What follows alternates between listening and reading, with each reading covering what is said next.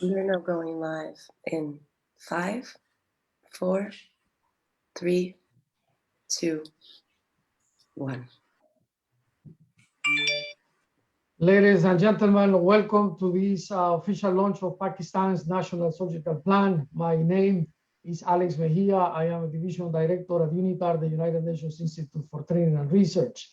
At UNITAR, we are very pleased to join forces with the Ministry of National Health of the Government of Pakistan to also organize on this occasion a webinar entitled National Vision for Surgical Care 2020-2025.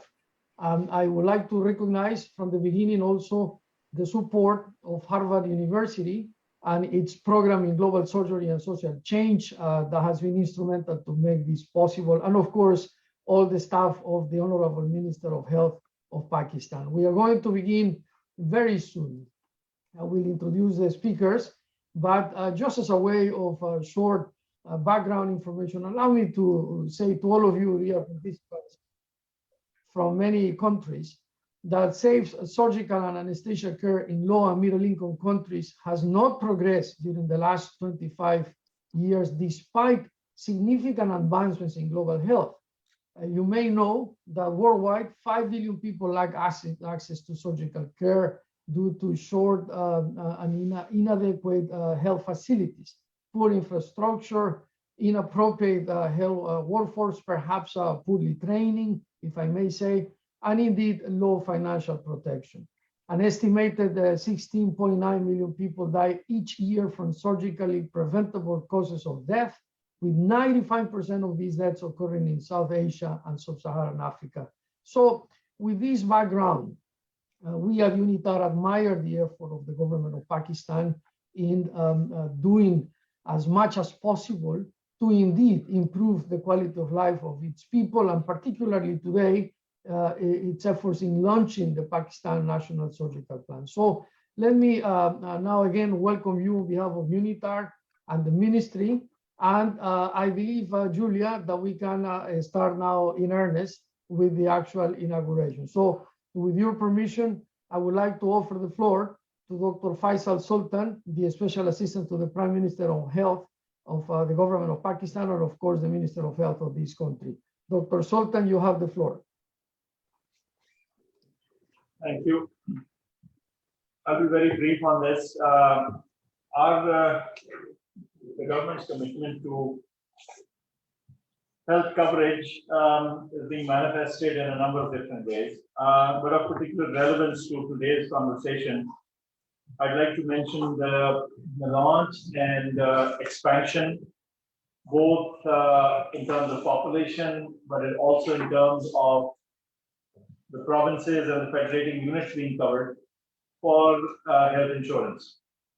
Many catastrophic illnesses cause deep impoverishment in developing countries where there isn't enough of a cushion or a safety net for people for illnesses that are unexpected, unplanned, and of a price sticker which is beyond the affording capability of most people.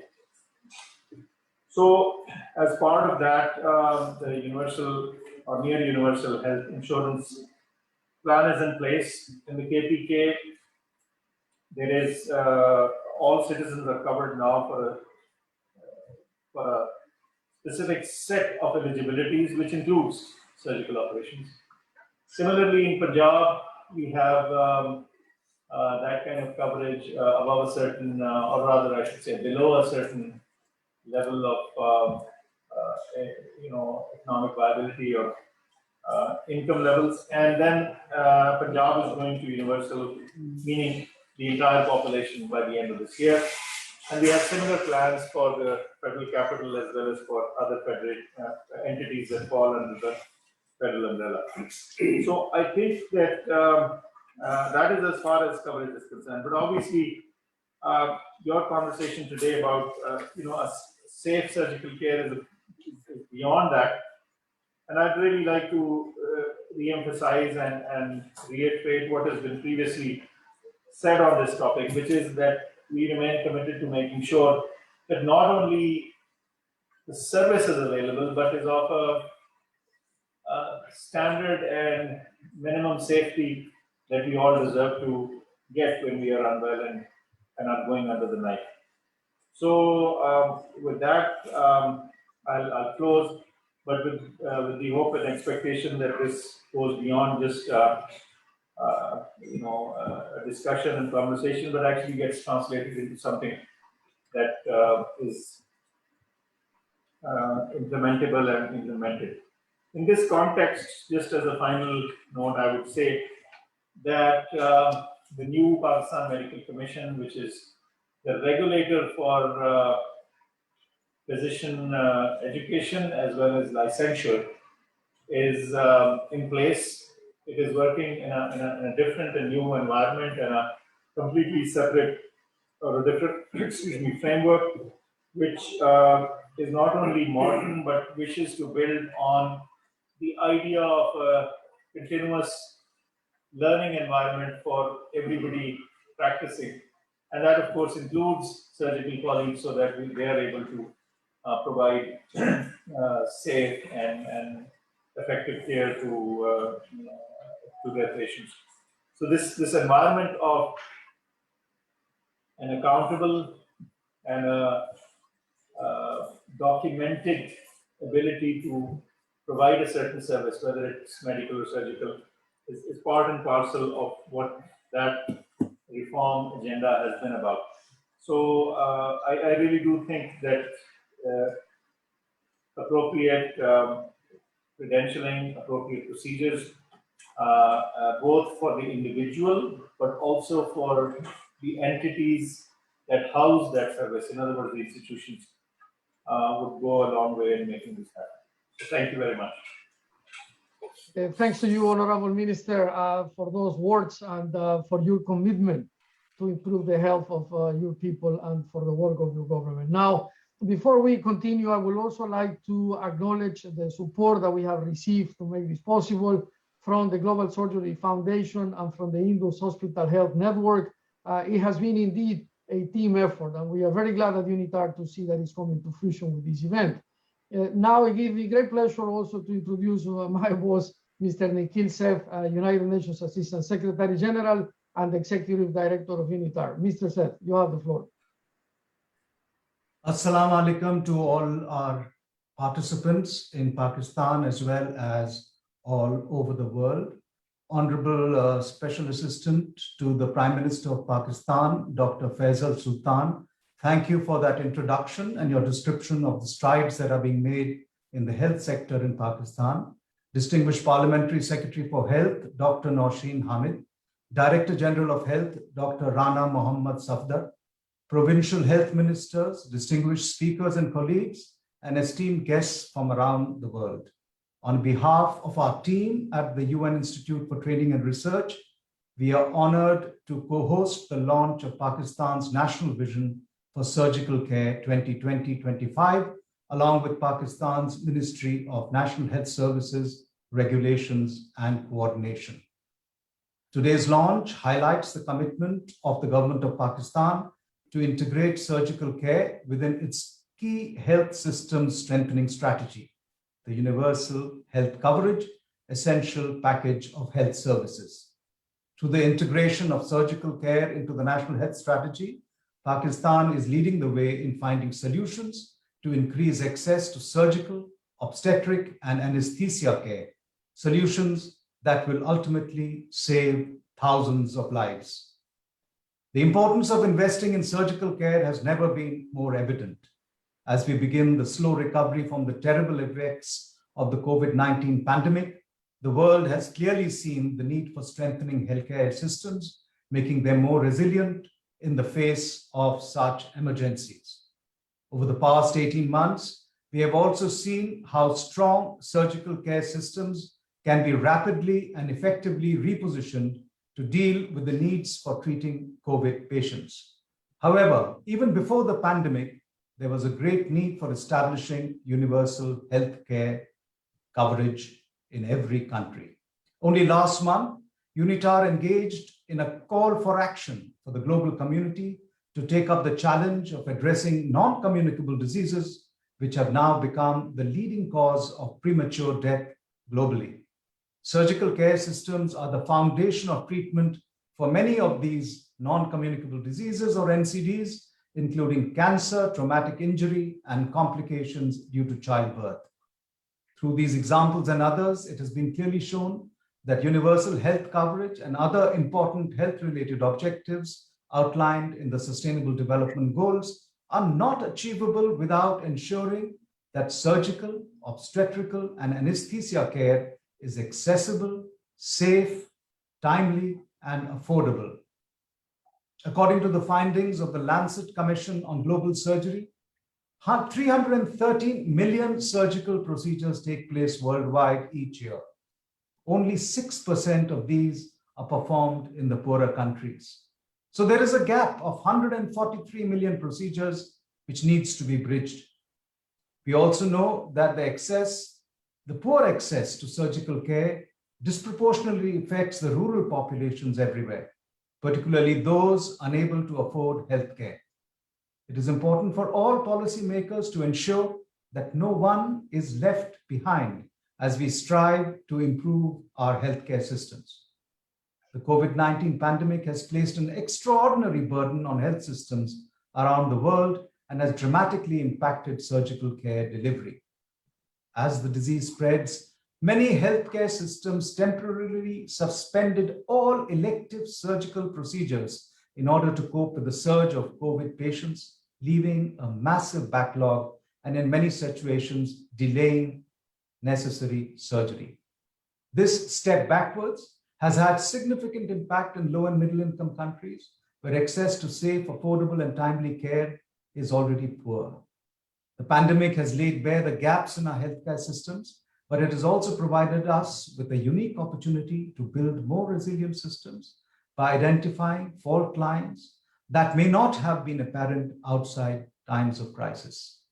It has been well established in the literature that investing in surgical care systems not only reduces the burden of disease, but also boosts economic growth and contribute to long-term socioeconomic development in a region. Unfortunately, surgical care services have not been a stated priority area, especially in the lower middle-income countries, and have therefore been overlooked by planners and policymakers in the past. UNITAR seeks to support the improvement of access to safe and affordable surgery for all people and is committed to assist the process of capacity building towards the SDGs through training, education, research, and policy development wherever possible. UNITAR provides training and capacity development activities to assist primarily developing countries with special attention to the most vulnerable groups and communities, including those in conflict situations. Moreover, the Global Surgery Foundation, based at UNITAR here in Geneva, serves as a common platform for all global surgery stakeholders. Together, our mission is to facilitate and support the development of surgical, obstetrical, and anesthesia care systems that will ensure universal access to emergency and essential surgical care, which is safe, timely, and affordable. Pakistan's National Vision for Surgical Care for 2020-25 is a pivotal step forward to achieving universal health coverage and meeting the health-related SDGs. These are not possible without the inclusion of safe and affordable surgical care systems. Honorable Dr. Sultan, I commend you and your team's efforts in striving forward and finding solutions for providing universal health coverage for your nation. And through the National Vision for Surgical Care, making surgical care a priority for your ministry. It is our hope that Pakistan's pioneering efforts as the first country in Asia to develop a national surgical plan will lead as an example for other nations of the world and will benefit many vulnerable populations everywhere in the future. We look forward to seeing the implementation of this plan and hope it will have a big impact on your country. UNITAR, along with the Global Surgery Foundation, are committed to working with all stakeholders to achieve this goal. I want to encourage all of you today to join hands in this effort, set your minds on the targets in front of us, to be optimistic and to persevere in your important work. We must not leave anyone behind. I thank you. We thank you. Thank you to our United Nations Assistant Secretary General and Executive Director of UNITAR. Let me now introduce the panel. Quite an interesting conversation we are going to hear. And as our first panelist, we will have Dr. Safi Malik, the advisor on universal healthcare at the Ministry of National Health Services Regulation and Coordination. Dr. Malik, it's a pleasure to have you with us. The floor is yours. Thank you, Honorable SCPM Health, Dr. Faisal Sultan, Parliament Secretary, Dr. Nosheen Hamid, Dr. Abdul Bari Khan, Dr. Nikhil Seth, UN Assistant Secretary General, worthy participants. Let me thank, on behalf of Professor Dr. Ala Alwan, Principal Investigative Officer, DCP3 program, who is at the London School of Hygiene and Tropical Medicine, where DCP Secretariat is present. Due to his traveling, he wasn't able to join this important meeting, so I'll be representing him for the occasion. Let me thank Honorable Dr. Faisal Sultan for steering the key health reform agenda of universal health coverage across the country by enabling the national and provincial governments to develop their essential package of health services in order to achieve universal health coverage, and thereby addressing the double burden of disease which country is currently facing. Pakistan is the first country across the globe to use evidence and cost-effective interventions to develop the essential package of health services. And we hope very shortly we'll be able to go for its implementation after the planning phase concludes. So this Disease Control Priority 3 Global Initiative, this is funded by Bill and Melinda Gates Foundation. And on our request, on the country's request, they have come forward to support Pakistan in its endeavor to improve the health status of its population. This is led by University of Washington, Seattle, USA, and they use best evidence on most cost-effective interventions for low middle-income countries. It was formally launched by DG WHO in London way back in December 2017. And since then, Pakistan has taken up this effort. UHC benefit package of Pakistan is based on the interventions which have been proposed within this DCP3 9 volumes of very well written work. We are aware that health and non-health sectors both play an important role towards keeping its population healthy. We have both health sector interventions in DCP3 as well as inter-sectoral interventions addressing and focusing on the health to improve the health status. So initially we had assessed our services which are available in the country against 218 health sector interventions which are proposed by DCP3, and similarly we assessed the intersectoral interventions as well, which are 71, and we prioritize them to now 29, and further discussions are still underway. Next, please. A few milestones which wanted to share, which we are focusing. The process started off in August 2018 by first meeting on DCP3 held in Pakistan for Emro region, which proved to be an instrumental towards agreement on universal health coverage agenda and its needs. Soon thereafter, the first Interministerial Health and Population Council meeting was requested. It was chaired by Honorable Minister of Health, and all the provincial ministers of health and population were part of it. This agenda to have a health reform agenda in the health sector was agreed by all the worthy health ministers, and they desired that the ministry should in consultation with all the provincial governments, go for development of national package of health services based on disease control priority 3 program. So we started off our work, and then in 2020, again in October, the second meeting of Interministerial Health and Population Council was called with the special agenda of reporting back on the desire of developing national package.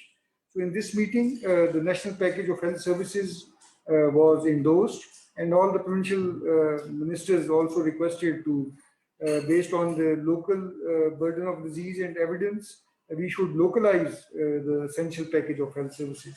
So the ministry, in support of partners, Bill and Melinda Gates Foundation, UNICEF, WHO, USAID, we started off this work, and we are almost now needing to complete all the provincial consultations. We have done with completing all provincial and area except for Gilgit-Baltistan, which we'll be finalizing up by end of July. So we are hopeful that we'll be getting endorsement from the provincial steering committee. So we have a governance structure which is at the national and then provincial level. The most highest body forum is the Interministerial Health and Population Council, where the health reform agenda is placed and discussed, and then decisions taken. The second important area for the UHC was the steering committee, which is chaired by the provincial minister and represented by secretaries of finance, planning, and health. So after their approval, this would stand as an endorsed document, and we would be going for implementation. Then there are other important international advisory group, which includes also the authors who have written the disease control priority 3 volumes, and other highly qualified people who were supporting and reviewing our national package of health services while we were on the move. Another important national advisory committee, which is headed by the DG of health, and all the provincial DGs are part of it, with all the technical people and partners included in it. So it's a very interactive sort of a group where all the deliberations take place before we go to the steering committee or Interministerial Health and Population Council. So these were the key areas where the governance structure was outlined in order to have a better oversight and its approval. So next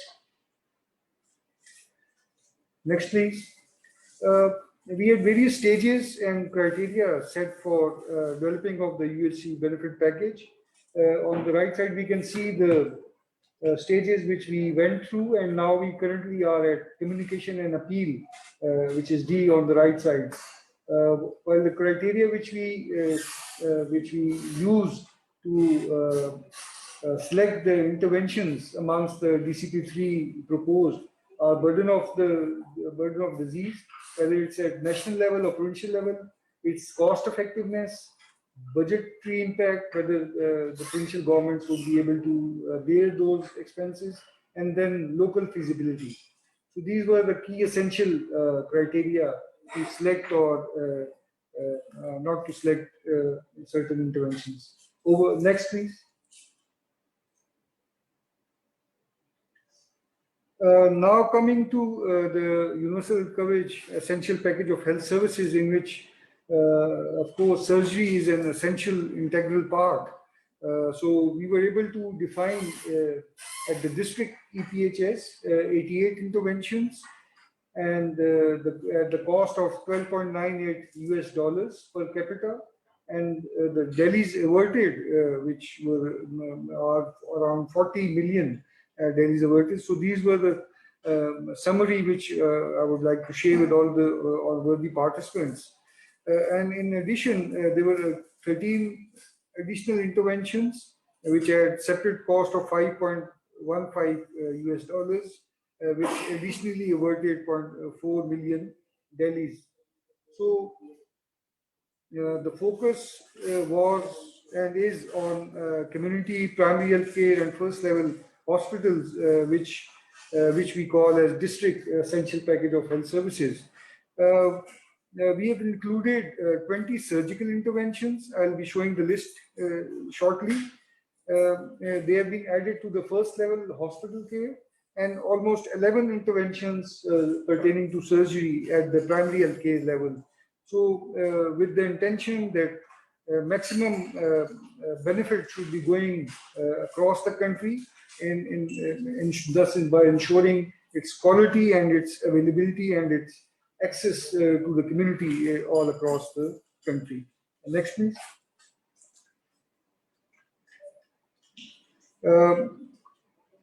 We have also disaggregated it by community, primary health care, and then cluster-wise. But these are now the list of interventions for the first level in THQ, DHQ.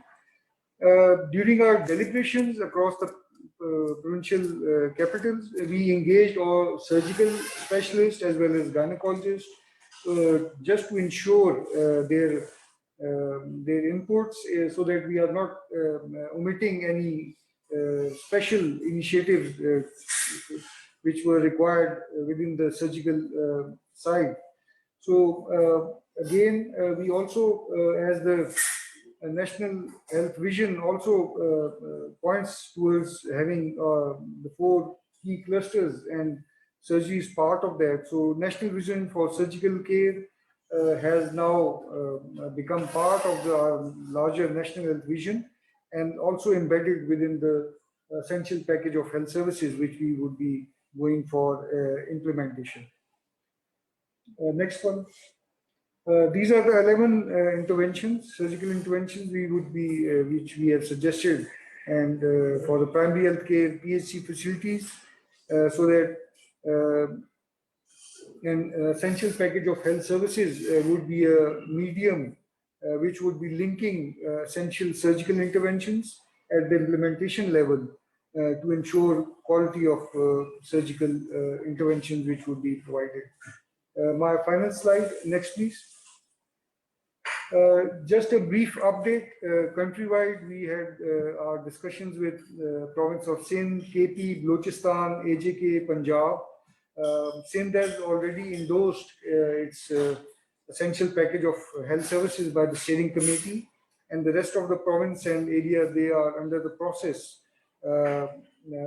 we have developed those packages, but the steering committee meeting is being called in order to get its final endorsement.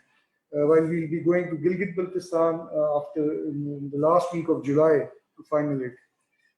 This would be closely followed by district planning exercise, M&E framework development, and for this whole exercise, the National Health Support Program, supported by World Bank and Multi-Donor Trust Fund, that is being finalized.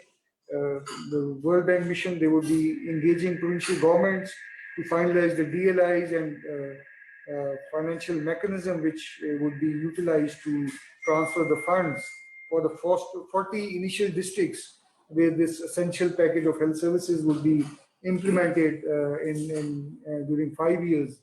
And based on the experience, learning, then provinces would be enhancing or scaling up the districts, and hopefully as the physical space at national and provincial level improve. So definitely this would be a living document, and additional interventions would be added to it. So this we are hopeful that once implementation starts, we will be able to implement in its true spirit based on very meticulous district planning, and gradually scale up. And definitely our main key objective would be to reduce the burden of disease in Pakistan and improve the health status of our population. So thank you very much. Thanks to you, Dr. Malik, for a very comprehensive presentation, very holistic indeed. Now, before we continue with the agenda, I would like to offer the floor also to Dr. Ala Alwan, Emeritus Regional Director at the World Health Organization, a colleague of ours with a long and impressive career. He was traveling, so we are very happy that he can indeed join us. Julia, you tell me when Dr. Alwan can join us, please. I believe he is in the conference room now. Very good. So we give the floor to you, Dr. Alwan. It's a pleasure to have you with us.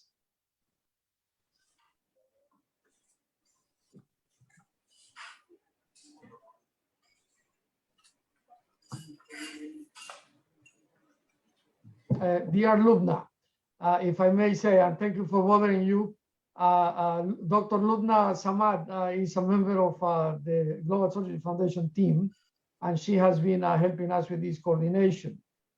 If Dr. Alwan is still not ready, perhaps we can go to you. Thank you so much. Yes. Dr. Alwan is not here in Karachi. He's online in a meeting room, I think at an airport somewhere. So, Julia, if he can be brought online from where he is, that would be great. Otherwise, I'll swing into my talk. Yes, my suggestion will be Dr. Samad until we have Dr. Alwan connecting. Perhaps you can take the floor. Is that okay? That's lovely. Thank you so much. Thank you. If I could have slides up, Julia, thank you.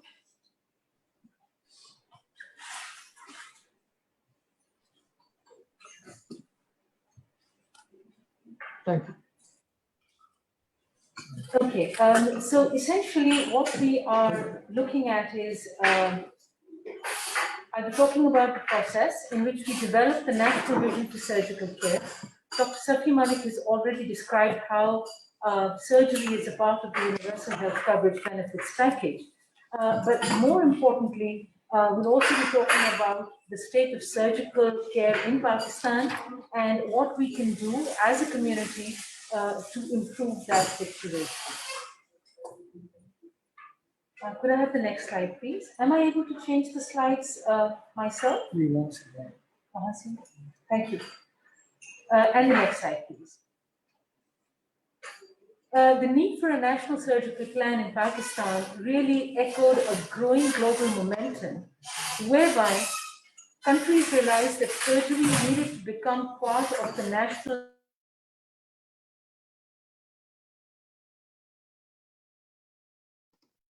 I think you're accidentally muted. Thank you. Thank you. Keep going, please. And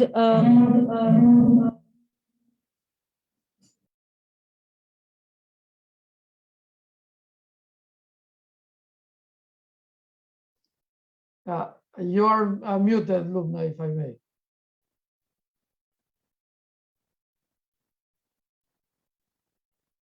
Still muted. We cannot hear you. You are still muted.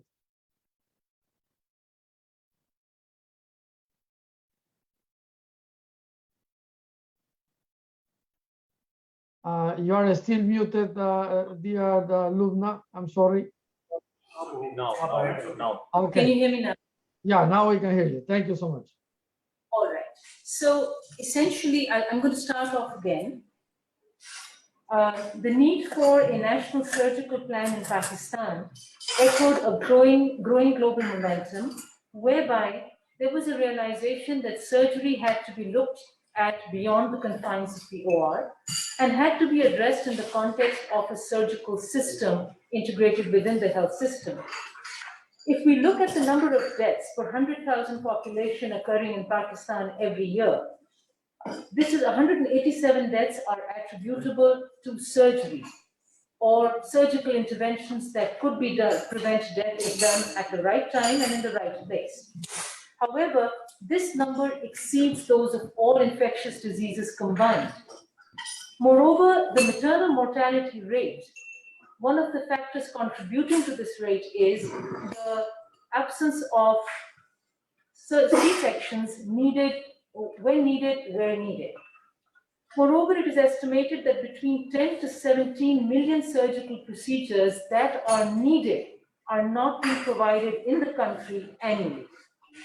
If we look at the density of surgeons, anesthetists, and obstetricians in Pakistan, it is 6 per 100,000, whereas the minimum target recommended by the Lancet Commission on Global Surgery is 20 per 100,000. But most importantly, as the data in the subsequent slides will show you, there is an inequitable distribution of workforce and resources, especially at the secondary level of healthcare. And this first level of healthcare is very important. The timeline leading to the National Vision for Surgical Care started in 2016, where Dr. Safi Malik represented the government of Pakistan. Could we have the previous slide, please? Thank you. Where Dr. Safi Malik was representing the government of Pakistan at the World Health Assembly, and he had initial talks with us in Geneva. Dr. Adil Haider is now the dean at the Aga Khan University, and Dr. Asad Latif has also come back to Pakistan from the US.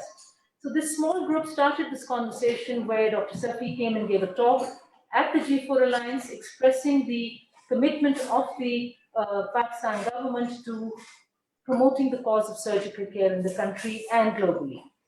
We had subsequent regional meetings on the National Surgical, Obstetric and Anesthesia Plans in Dubai in March 2018, where people from the region, Africa and Asia, got together to commit to improving surgical systems in their respective countries.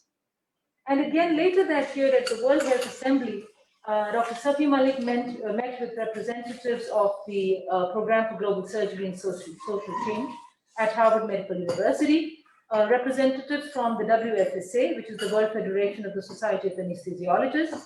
Dr. Walt Johnson was representing the WHO's Essential Program on Surgical Care at that time. So there was really a push from the international community to request Pakistan to take a lead, and thus Pakistan is really the first Asian country to be tabling its national surgical plan today. The next slide, please. Just to give you an idea of the work that has gone into this process, we started initial consultations, as I said, with the ministry, and then we had a letter of understanding signed between the ministry and the Indus Hospital and Health Network, allowing us to engage on the ministry's behalf at different levels of stakeholders, both national and international. And thus, we were able to host a stakeholders conference in November 2018 here in Islamabad. At the end of that stakeholders conference, a consensus statement was finalized, which really defined the pathway through which we were going to embark on creating and implementing a national surgical plan. This NVSC draft was then taken on to the provincial, to each provincial capital, where a series of workshops were held and provincial feedback was obtained. And this then formed the basis for the final NVSC document that all of you are here to help us launch and celebrate today. This, importantly, has to be taken into account as a document that has to be implemented, and we are very fortunate that the essential packages for health services process that Dr. Safi Malik and his team have been working on started in parallel. And if I could have the next slide, please. This just shows the, and the next, please. This just shows the series of provincial consultations that we had in the different, in Karachi, Lahore, Quetta, and Peshawar, leading to this final document that we're launching today. Next, please. The vision is that all Pakistani citizens have access to safe, timely, and affordable emergency and essential surgical, obstetric, and anesthesia care services so that they may live healthy and productive lives. And the next, please. The framework defines ways to optimize surgical care delivery, covering 6 domains, including governance, health financing, service delivery, infrastructure, health workforce, and health information systems. Moreover, province-specific challenges are highlighted so that this can be individualized at the time of implementation to meet provincial needs. And also, we have indicators and time-bound targets that are essential for us to be able to track progress. And we'll be talking about that in a little while when I show you the data. And again, as Dr. Safi has defined, the Universal Health Coverage EPHS package process was happening in parallel. And this allowed us to integrate surgery into the overall system that was being developed. And the next, please. After deliberations, we arrived at a list of 44 emergency and essential surgical procedures that are integrated within the EPHS. It is interesting to note that 25 of these procedures need to be delivered at the first level of care. It is also important to note that children, which form over a third of Pakistan's population, have been addressed for the first time through this set of procedures, where add-on interventions for children have been defined. And an easy example of this is that when we talk about doing a laparotomy on an adult, the services required are very, very different from when we need to do a laparotomy on a baby who is a day or 2 days old. And therefore, we have put this into the EPHS as a different subset requiring different infrastructure and resources. It is also important to note that surgery is a cross-cutting intervention, and all categories of health services require surgical care in some form or the other. For example, C-section, which is traditionally been lumped as part of the MNCH package, is actually a surgical procedure requiring an OR and an anesthetist and all the surgical services that are needed. Similarly, cancer and NCDs often require surgical interventions. And the next, please.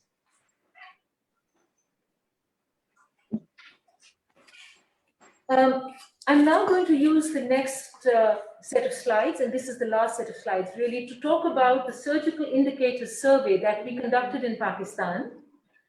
These are the 6 indicators that were suggested by the Lancet Commission on Global Surgery, and these have been adapted and adopted by the World Bank, and therefore these are now part of the essential indicators that a country needs to operate.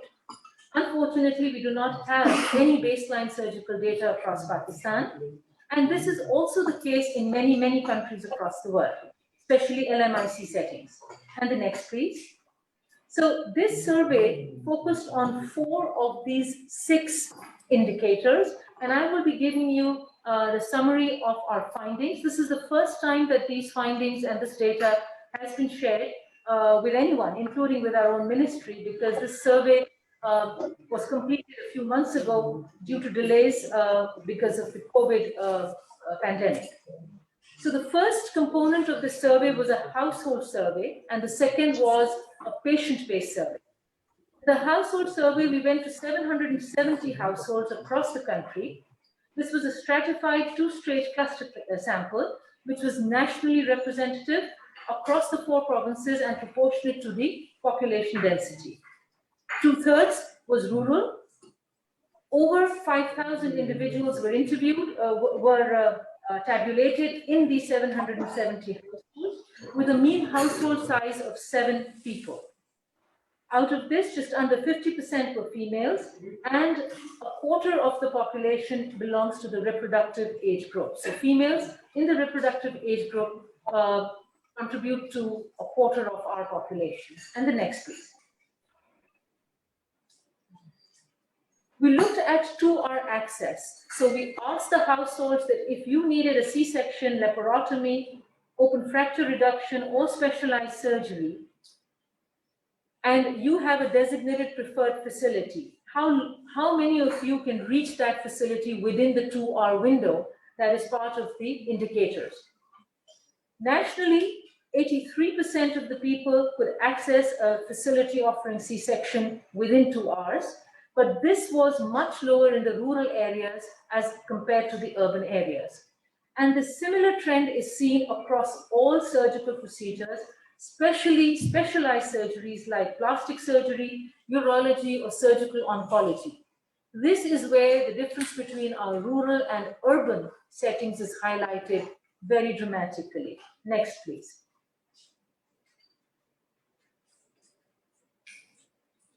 We looked at the annual volume of surgery, and again, a similar pattern. The recommended target by the Lancet Commission is 5,000 surgeries occurring per 100,000 population annually. While we are almost reaching this number for our urban population, if you can see in all categories, in the rural population, we are looking at half that recommended volume. So there is a stark difference on how well a Pakistani can access surgical care based on where they live.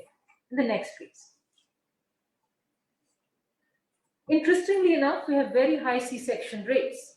This is 50% of all households. When we were looking at the total births, 50% of these were operative births. And this is again something that needs to be taken into account as we develop a surgical plan. Next, please.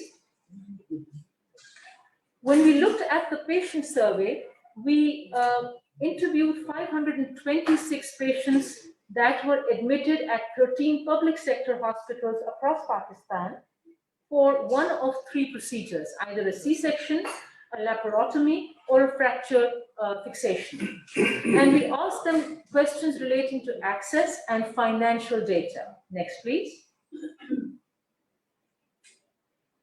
We looked at the baseline poverty and access, and patients with 2R access, within 2R access, out of overall 73% or 74% had 2R access to the facility that they were admitted into for surgery.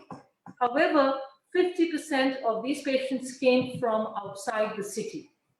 If you look at the surgical procedures that we're looking at, C-section, laparotomy, and fracture fixation, these are the bellwether procedures, those that must be available at district hospitals, which are closer to the rural population, closer to small towns. And therefore, for the bulk of people having to travel to a city for these procedures indicates a failure to deliver healthcare closer to home. When we looked at the baseline poverty rates in these patients, 53% met the threshold value for the World Bank, and 56.3% met the national threshold for poverty. The next, please.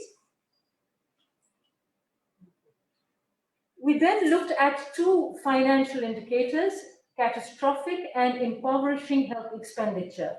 And as a result of the surgical procedure, the need to travel, even though they were at public sector facilities which are free of cost, there was a large number who had medical and non-medical costs that they had to pay out of pocket. So this created a catastrophic or an impoverishing health expenditure for up to 80% of the patients. And if we look at the medical and non-medical expenses, people were paying up to $338 per procedure. This was the average money that they had to take out of pocket to facilitate their care. Most importantly, 51% of the patients had to rely on hardship financing in order to access this surgical care. If I could have the next slide, please. This just gives a quick breakdown onto the kinds of hardship financing. Most importantly, people were borrowing money and going into debt in order to access the surgical care that they required. Next, please. I think what was most startling for me when I saw this data was that 247 out of these 526 patients were above the poverty line when they left home to access surgical care. So before the procedure, approximately 50% of the people were above the poverty line. Because of the expenses, and this shows how much on a borderline our population lives, because of the expenses related to surgical care, an additional 1/3 of the people became newly poor. And this is where surgical care places a huge drain on financial resources unlike other medical conditions that require ongoing care. Just the upfront cost of surgery is startling. So our key findings at the end of the survey was that the urban and rural disparity exists in access and volumes of surgery, and this needs to be addressed if there is going to be equitable surgical care provided across the country. The 2-hour access is only available for 58% of our population, whereas about half our population come from outside the city. 51% are relying on hardship financing. Significant proportions of the population undergo impoverishing or catastrophic health expenditure in order to access surgical care. And 37% are newly impoverished. I believe that if we are to access, in the next slide please, if we are to address this inequity and to ensure that all of our population and our indicators improve, it can only be done through an integrated approach to surgical care, ensuring that the limited resources that we do have are utilized optimally and the efficiencies within the system improve. Thank you so much. Thanks to you, dear Lubna. An impressive presentation indeed, and a lot to think about, and very revealing statistics. We will continue, but before we go to Harvard University's Dr. Key Park, our long and trusted partner, let me now perhaps invite Dr. Ala Alwan to take the floor. Dr. Alwan is the Emeritus Regional Director of the EMRO, of the World Health Organization, the Eastern Mediterranean Regional Office. Currently, he is a professor at the University of Washington's Department of Global Health, and it's always a pleasure to have a distinguished diplomat and perhaps, if I may say, still member of the UN family with us. Dr. Alwan, the floor is yours. Well, thank you very much, and it's really a pleasure to join you here today in this very important event. And I apologize for the problems in connecting earlier. I am actually traveling, and it has not been easy to find the right link. But let me start by thanking you and Dr. Lubna for inviting me to say a few words during the launch of the Pakistan National Vision for Surgical Care. I am actually very impressed with Dr. Lubna's dedication and enthusiasm to promote essential surgery. I have had the pleasure of working with the government of Pakistan on the development of the national UHC essential package of health services as the principal investigator of the disease control priorities country translation project. And then, as mentioned by Dr. Safi, I actually heard some part of his very nice presentation. The first country to develop its own UHC package based on DCP3 evidence and model packages has been Pakistan, and I have to congratulate the government of Pakistan for the great commitment and the intensive engagement in developing the EPHS through a process which was really fully owned and executed by the ministry and provincial health departments.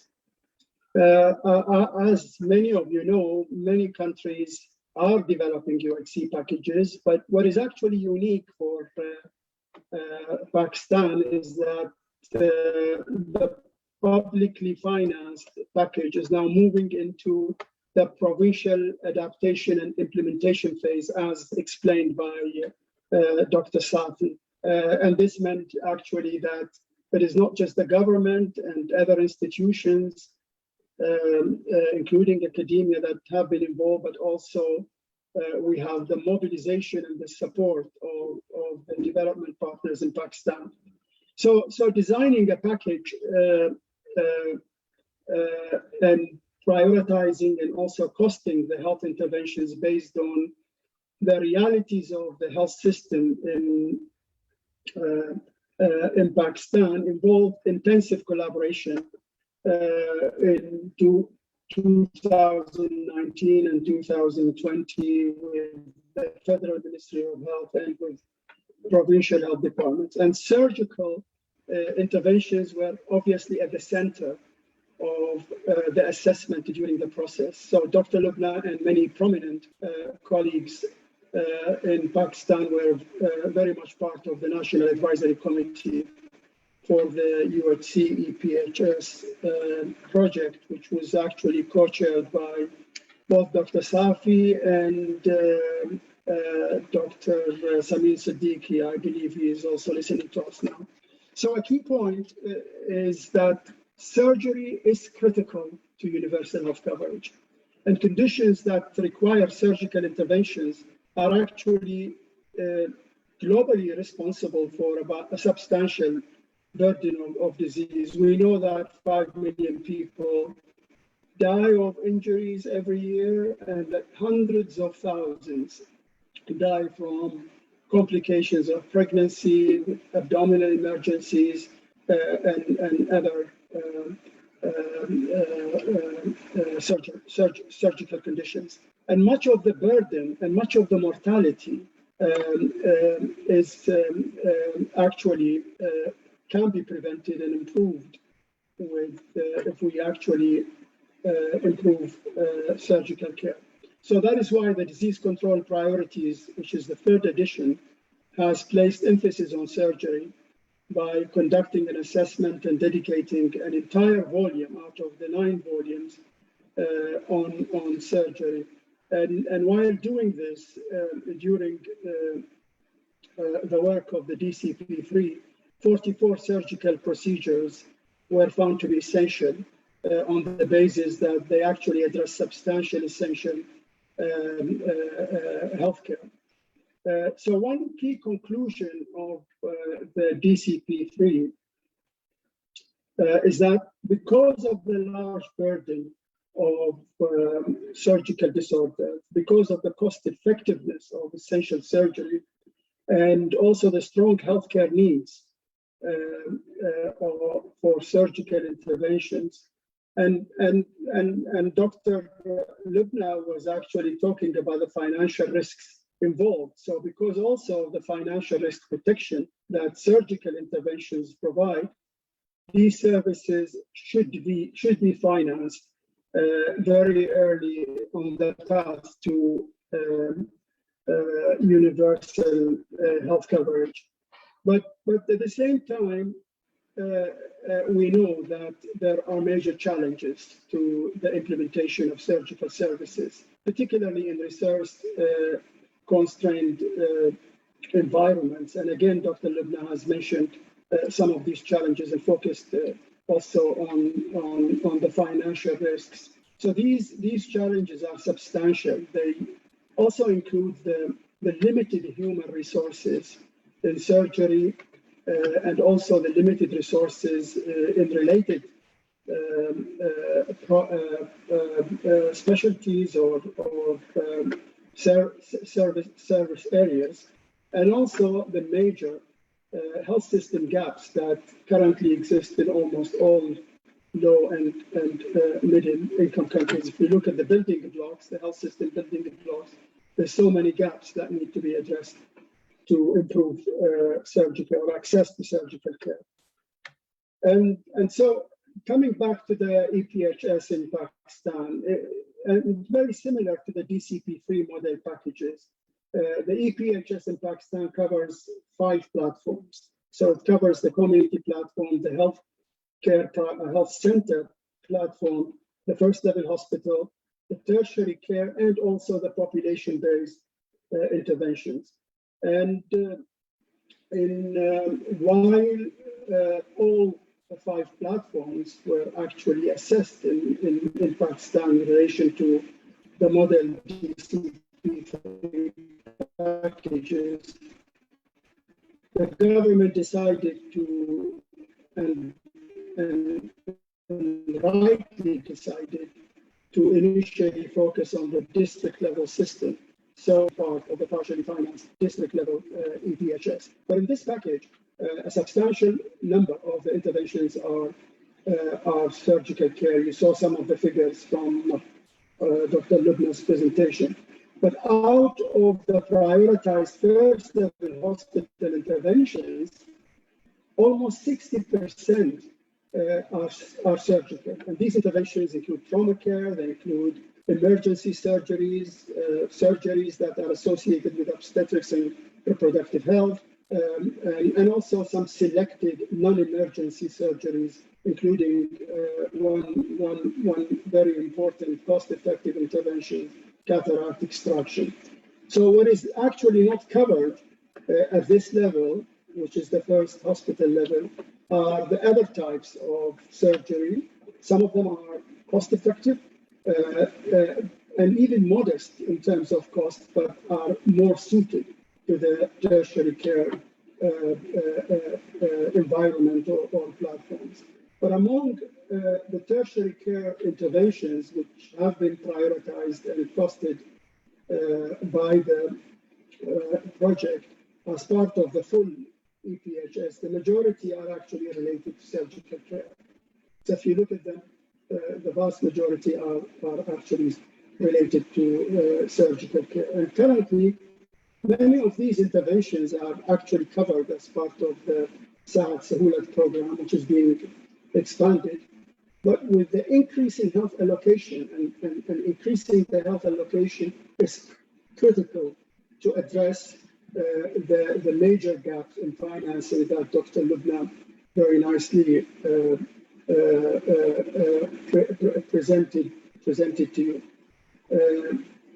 And so if the health allocations are increased, of course, the full EPHS will be implemented and the tertiary care, cost-effective tertiary care interventions will be covered as well. But let me say a final word on the next steps, which I think is extremely important. So to implement the national vision for surgical care, it is absolutely important to focus on addressing the health system gaps. It is important to redesign the health services delivery model, which this has to include, of course, a number of issues like, outreach to underserved areas, like task shifting and others. And this also includes the development of appropriate models or surgical care models for all levels of care. And my second point in just this final part of my commentary is to reiterate the critical need to assess the health system gaps. I think the more we focus on this, the more we actually discover that the implementation of the package or the surgical interventions will depend to a great extent on how we can address these kinds of health system gaps. Well, this includes, of course, the human resources gaps that currently exist, the low capacity for surgical care, because these are major impediments in expanding essential surgery. So together with inadequate financing for health in general, these two challenges will constitute the impediments to effective implementation of the package in Pakistan. So I hope that with the high priority given by the government of Pakistan to URC, and because I know that there is an initiative to increase health allocation in the government budget, I hope that this will provide great promise to steady progress in achieving URC and at the same time improving access to essential surgery. So I congratulate you again on this initiative to launch the national vision for surgical care, and I thank you again for inviting me to speak in this important forum. Thanks to you, Dr. Awan, and thanks for that comprehensive analysis and for motivating all of us to focus on the gaps, on the need to redesign health services so we can deliver better as a whole. Very good. We will now go to hear, on behalf of Harvard Medical School, Dr. Key Park, who is the Director of Policy and Advocacy Program in Global Surgery and Social Change. We have received a video because Dr. Park is also traveling. I think, Julia, you are ready. Very good. Go ahead, please.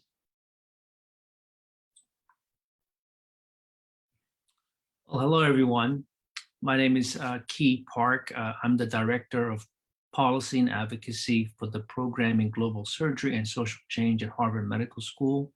Let me just first start out saying how thrilled I am to be a part of this distinguished panel and welcome all of you, the guests and participants, to this important event. The vision of the program in Global Surgery and Social Change at Harvard Medical School is universal access to timely and affordable and safe surgical care. And of course, we supported the Pakistan's National Vision for Surgical Care 2025 when it was introduced just 2 or 3 years ago. We are fully committed to supporting the implementation aspects of this plan as just laid out by Dr. Lubna Samad. But my topic of my talk is really about challenges in national surgical obstetrics and anesthesia plan implementation or call to action. And what we're talking about is nothing short of a systems overhaul in most countries, a system level change that is designed to deliver fairly complex set of interventions to the entire population, or at least majority of that. And these are complex interventions, and there are implications for their implementation and clear challenges. And I'll go through each one of them one by one. So I want to just first put the global surgery movement in context. And this is one of the bright spots, I think. So in 2015, many of you may know, there was a resolution was passed unanimously at the World Health Assembly calling for strengthening of emergency and essential surgical care and anesthesia as a component of universal health coverage. And since that time, there have been a significant number of countries that have signed on and initiated surgical planning process in anticipation of implementing a large-scale surgical system strengthening projects in their country. And what we've observed, of course, there are individual countries that are initiating these things, like Zambia and Ethiopia and Nigeria. But what we have also seen is that regional blocs like Southern African Development Community, the Southern Pacific Community, most recently the Caribbean Community, and then some to a degree the ASEAN countries. So these are regional blocs that have decided to work together and scaling up surgical services. And that has been a real facilitating mechanism to take leverage these regional blocs. So as of currently, we have over 50 countries in these regional, if you include all these regions, that have committed to initiating national surgical plans or are in the process of developing these plans or have completed them. So this is more than half of the lower and middle income countries. And so I think we've passed the tipping point, and we really are well into the global surgery movement. And I have to just acknowledge all the ministries of health, all the surgical stakeholders, and development financing institutions for all their commitment and continued support in this movement.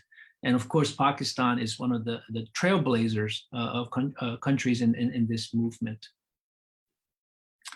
Now, of course, changing the health system, especially the surgical subsystem of a health system, is a very complex issue, and we, there needs to be it needs to be approached in a framework that is that builds on the foundations of health systems. So we have developed a manual for developing national surgical and obstetrics and anesthesia plans in conjunction with the UNITAR. I think Dr. Jeff Iverson will talk about this a little further. This has been now completed, and it's available for download. And we have held a number of workshops with ministries of health and how to use this manual and discuss the technical aspects of developing a surgical plan. Most recently, the Western Pacific region, as well as the regional director from the Southeast Asia region, Dr. Poonam Singh and Dr. Takeshi Kasai, they participated in a webinar looking at the national surgical plans as part of their regional action items. So there's a fair amount of technical material out there, and we're happy to provide any kind of support in this regard for any countries that are interested in scaling up the surgical care using this framework. Now, when you have a plan that's sometimes costing hundreds of millions of dollars to over $1 billion in case of Nigeria, these are not a simple intervention, and you really cannot approach this with a small office, if you will. There has to be a corresponding effort by the Ministry of Health to commit to workforce, to commit to managerial and governance capacity to actually complete the national surgical planning process, and more importantly, financing and of course implementing a massive scale project like this. Now, there are countries with a fair amount of experience with large-scale health interventions, but there are certain countries which seek additional assistance in this. And we have collaborated with AMP Health. It's a program out of Aspen Institute, and they will discuss with ministries of health and provide embedded managerial and governance personnel to support the ministry in carrying out these complex interventions and implementing these large-scale projects. And we're happy to entertain any kind of discussions and bring the AMP Health people on board if this is something that Pakistan or any other country would like to pursue. So that's a challenge, but I think there are some solutions to that. Now, one of the most critical challenges, of course, is a lack of resources. These plans get drafted. These are hundreds of millions of dollars, lasting 5 to 7 to maybe even longer time period. And how does a government pay for this? How does the government decide to find external assistance for this? So I think this is where I think we need to have discussions with the ministries of finance and then start planning on how to fund these things. There are two aspects of it, obviously. One is the cost of scale-up, infrastructure, workforce training, supply chains, and those kinds of things. But then there's the actual cost of providing surgical care that's affordable, that's timely, and it's safe. The operationalization of the new surgical subsystems. So there has to be access to a sustainable access to sustainable source of funds to make this possible. So what we have done is engaged with the World Bank, and there was a webinar we just did a few months ago with a number of overseas development assistance agencies, including USAID, COICA, JICA, and then, of course, the World Bank and Global Financing Facility, at least to get them caught up to speed on what's happening in the global surgery movement, and making sure that they're aware of where the countries are going with this and how to start thinking about funding some of these projects, at least from an external standpoint. Many of you may know that USAID, US government actually, is probably the largest donor for global health, health assistance. And so we have actually specifically engaged with USAID and then tried to get them to fund surgical system strengthening projects. And we were successful in getting the US Congress actually include language that really tells the USAID administrator to support efforts to strengthen surgical health capacity. You can see here on the slide on the left side, and assisting ministries of health to develop and implement national surgical obstetric trauma and anesthesia plans. So now the language is there. So now it's a matter of ministries of health engaging with their USAID representatives in their countries, and then explain to them, hey, would you be willing to support our efforts to scale up surgical care? And now we have a sort of a push-pull situation with the US Congress recommending, at least asking USAID to start supporting these surgical system strengthening projects. And then here's now where we're moving from sort of theoretical to the practical. These projects have to be operationalized, and so how will each country decide to move forward on building out of their surgical systems and start providing additional surgical services, both in scope and also in the percentage of population covered. Now, I think one of the things that we can do is bring together technical expertise in implementation science. So we have partnerships with Ariadne Labs, which is another Harvard-based a global health organization, and they have a lot of experience with implementation as well as partners in health. And so we're hoping to provide ministries of health technical assistance in drafting a proposal, let's say at a district level hospital system or regional level hospital system, an implementation type of proposal that could be perhaps submitted for funding to places like USAID or even the World Bank. So, the partnerships are all there. We're happy to provide any support that you all need. So, in summary, we started off with challenges, but really the momentum is building for the global surgery movement. There has never been a better time for countries to embrace this issue of surgical equity and try to make some dent in it now, because of the number of countries that are working on this and the partner organizations that are supporting this. So there's never been a better time as it is today. This is not a challenge of technical know-how. Everyone, how to remove an appendix or do a cesarean section, these are not new skills. These are well-known surgical procedures that the issue really is about delivery of care through a system that ultimately ends up with people not having to wait or cannot afford these surgical care, right? It's really about expansion and scale up of these services. So I have to remind everyone, we're not talking about coming up with a cure for some kind of a long bone fracture. We know how to do that. It's just a matter of delivering these to the people that need it when they need it. And then lastly, the interest in investing in surgical system is building. I think that's probably the number one challenge. I think we do need to have some of these projects funded, maybe from USAID or other funders, and show that these interventions are possible, and it saves lives and reduces disability. And I think that once we do some of these discrete projects, and then additional funding will follow. Of course, the governments will have to lead to that.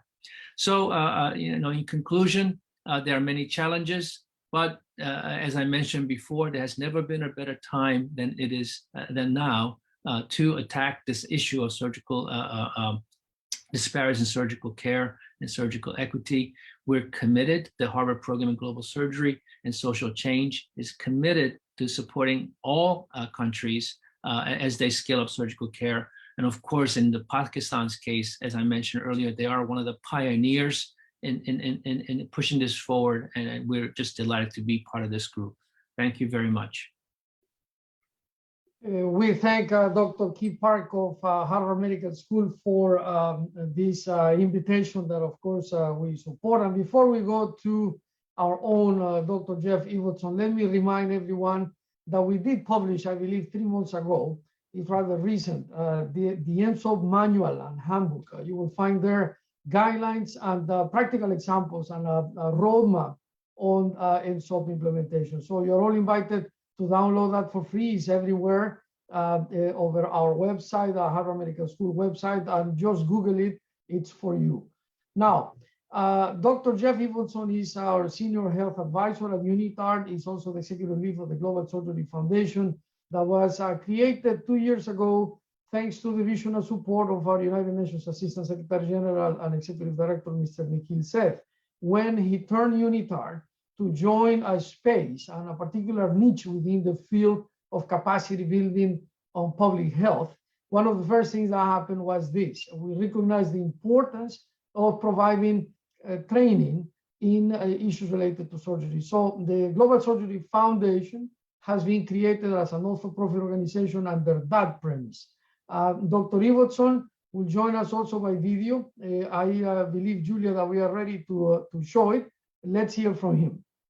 Thank you.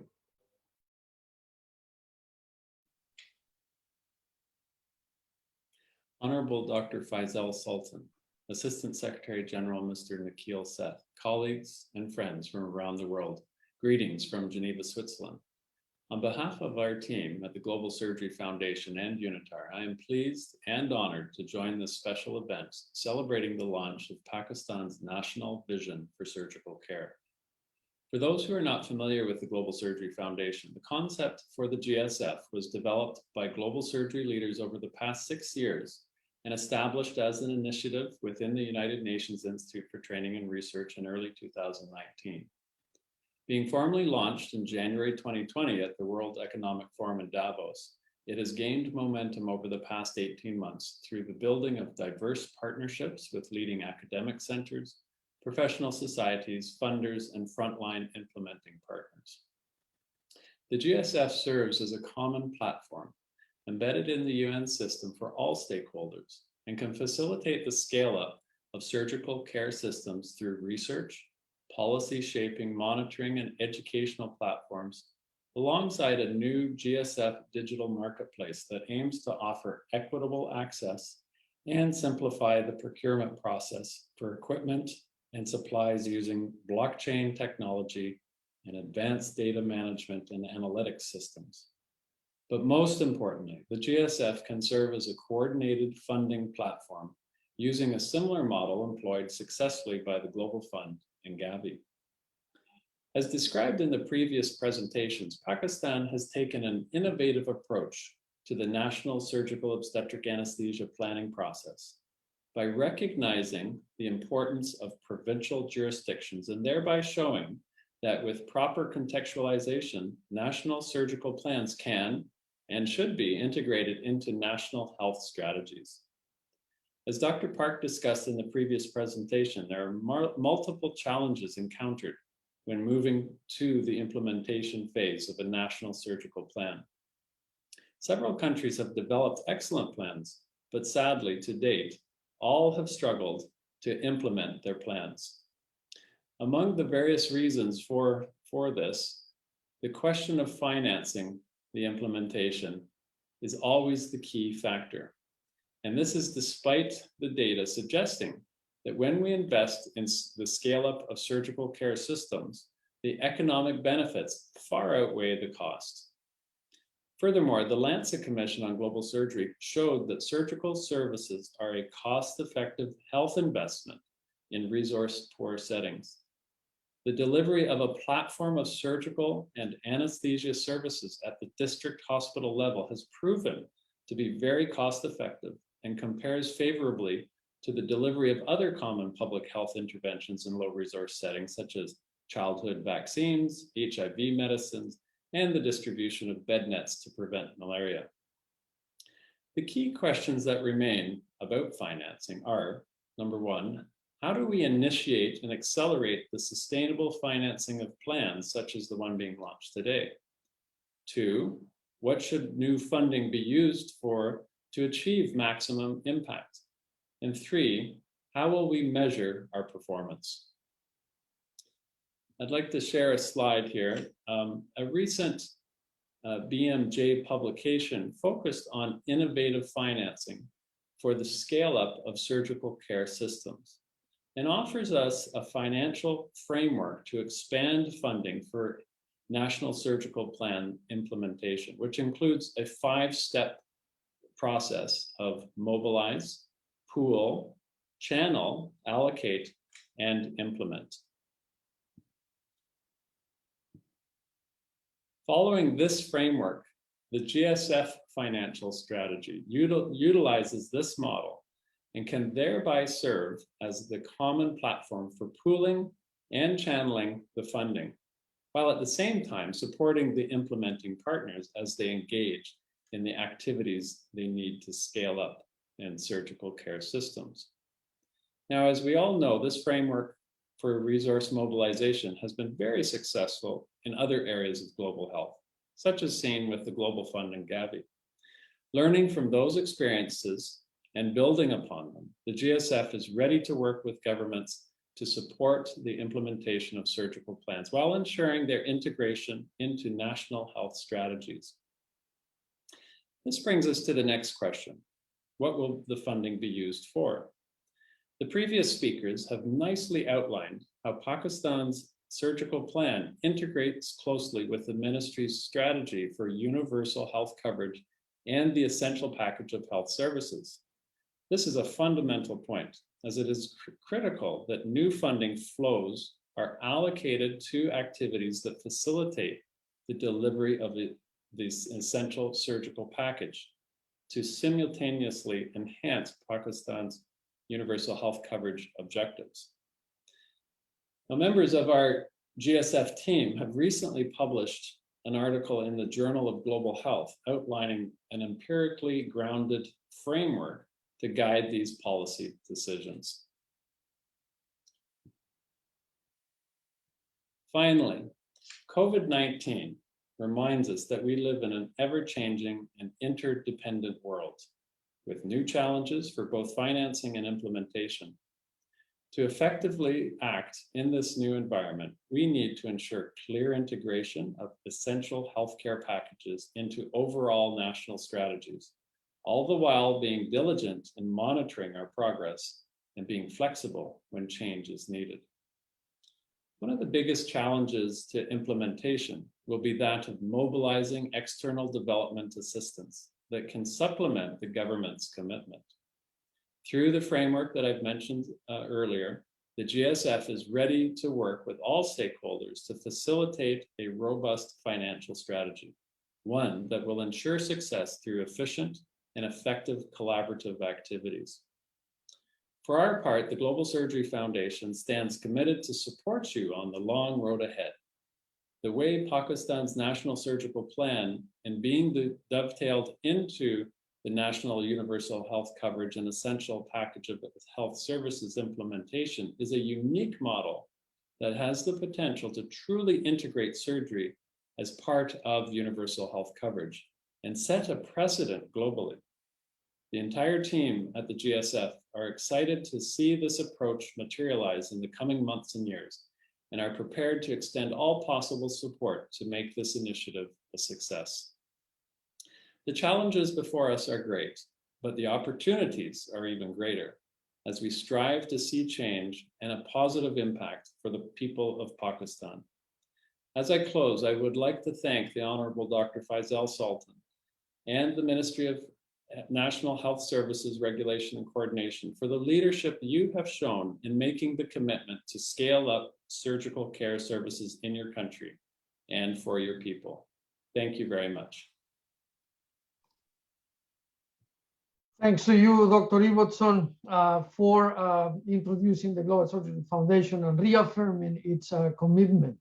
Now, before we conclude, on behalf of UNITAR, it's been really a distinct pleasure to join you on this momentous occasion to do this launch, and also to show you perhaps how the commitment is global, is not only national. Also, I would like to say that you are all invited to understand the perspective of capacity building from the point of view of the Agenda 2030 for Sustainable Development and its Sustainable Development Goals. Our Assistant Secretary General, Mr. Nikhil Seth, was part of the leadership team to enact this global roadmap. And as you all know, or most of you at least, there is a particular Sustainable Development Goal that we call number 3 on public health. And this indeed creates synergy towards the achievement by the year 2030 of a better world. And from that point of view, from the bigger to the specific, I invite you to join us beyond public health, because we are all citizens of our countries after all, to see the whole, to see how our nations can be better.